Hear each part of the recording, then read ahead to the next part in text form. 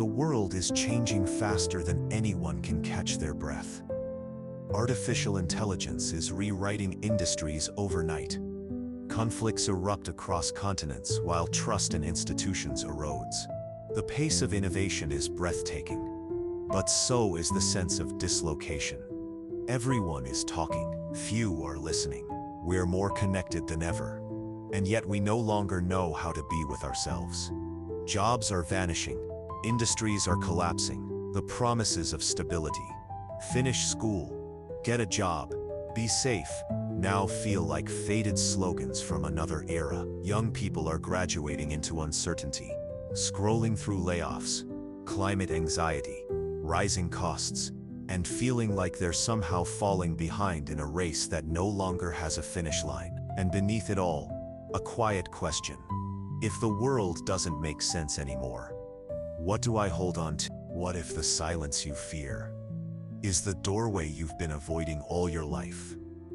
We live surrounded by noise, endless scrolling, constant messages, and yet, we've never felt more disconnected.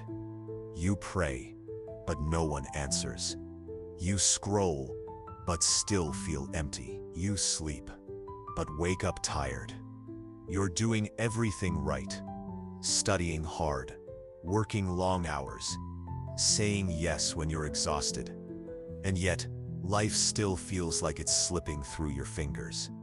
You tried being ambitious, being kind, being funny, being perfect, and you're still not sure if you're enough. What if being alone wasn't your punishment, but your preparation? What if solitude is not silence from the world, but an invitation from something deeper?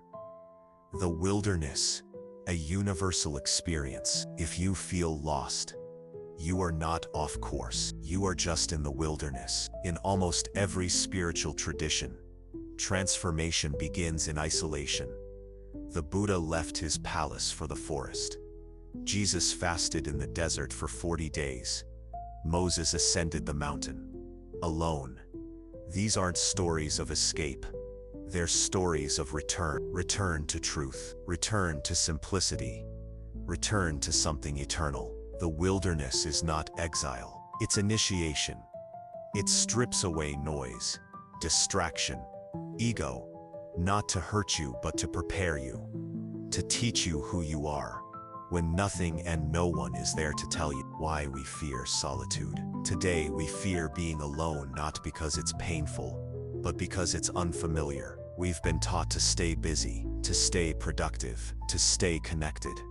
But what happens when the meeting ends? The texts stop, and the noise fades. Panic, emptiness, or perhaps the very beginning of clarity. You scroll to escape the ache. You answer messages to silence doubt. But late at night, when it's just you and the ceiling, what's left? We reach for dopamine in every moment of stillness, but the soul doesn't speak in likes, texts, or noise. It whispers, and only when the noise dies down. Solitude is not loneliness. Loneliness is craving someone else. Solitude is remembering you were never missing anything to begin with. And if you listen long enough, you may just meet something more. The dark night of the soul. There comes a moment when the old ways no longer work. No affirmation soothes you.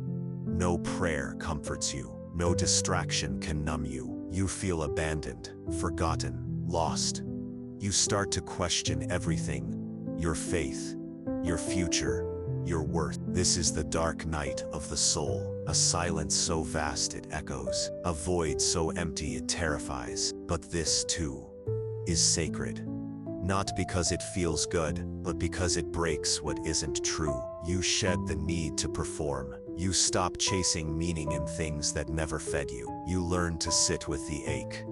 And in that ache, you find something unshakable, like winter that kills what can't survive spring. The dark night makes room for something real, not louder, not shinier, but true. 3 sacred practices to embrace solitude. Solitude isn't solved, it's sanctified. These aren't self-help tips. They are rituals for remembering who you are. Sit with silence. Don't try to fix your feelings. Just sit.